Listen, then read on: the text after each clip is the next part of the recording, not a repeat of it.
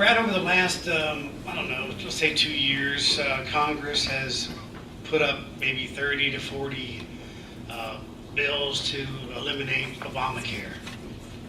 It seemed like you guys spent a lot of time going after Obamacare and the Affordable Care Act. You say it's a job killer, whatever the bottom line is. It seemed like there are still a lot of people who have no health care, and why are you guys spending so much time going after this bill to repeal it when so many people need to have some health care? Well, I would agree with you. So many people do need to have health care, and as we're finding out, this bill is not really providing it. We should have, as a nation, been addressing who's uncared for. And we can go back before the Obama administration into the Bush administration, to be honest with you. If we had addressed who's uncared for in America and how we can get them into care, we would have done a lot better. What we're finding out today is some people are being helped by the Affordable Care Act, but others, their rates have gone up, and their access to care is no better, if not worse, and the cost has gone up. And that's a problem.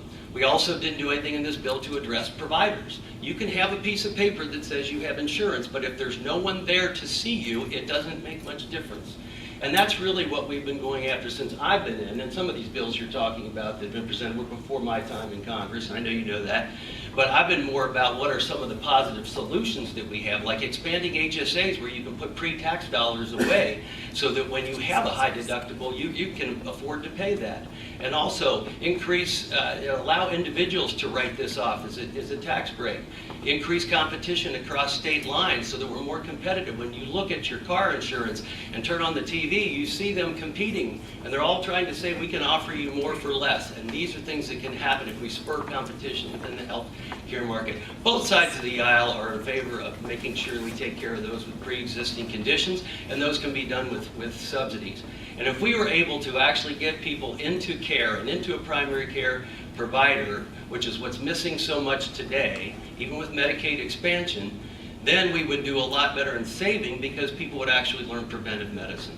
So there's a lot that we can do, and those are the types of reforms that I'm looking for today. And I think that if we continue to go in that direction, we'll get there because the American people are starting to see some of the unintended consequences of this bill. Well, thank you. So my whole family and I are on the Affordable Care Act. We signed up under healthcare.gov. Not just us, but 150,000 Ohioans signed up also through healthcare.gov. The average premium is $121 a month. It's affordable. It's designed so people who have pre-existing conditions can finally get affordable coverage. Now, there's a couple. I'm an actuary. I do a lot of health evaluations, so I know how this works. I mean, there's a couple different ways. People with pre-existing conditions are expensive. One way is, well, you get to say, well, the government's going to give them subsidies, which just what I heard Mr. Wenstrup say. I thought your side was against giving people subsidies. The free market solution is to get healthy adults in the pool to spread the cost across everybody. And that's what President Obama tried to do. He was using Mitt Romney's plan from Massachusetts. He was using the Republican alternative to Hillary Care.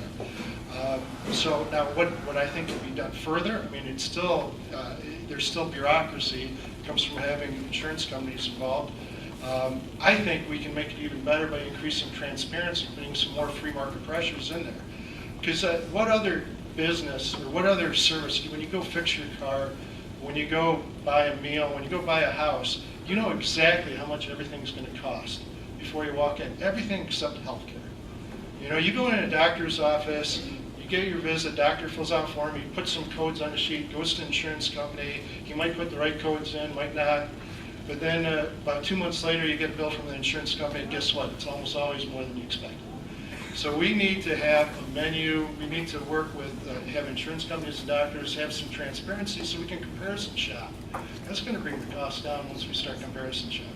Thank you.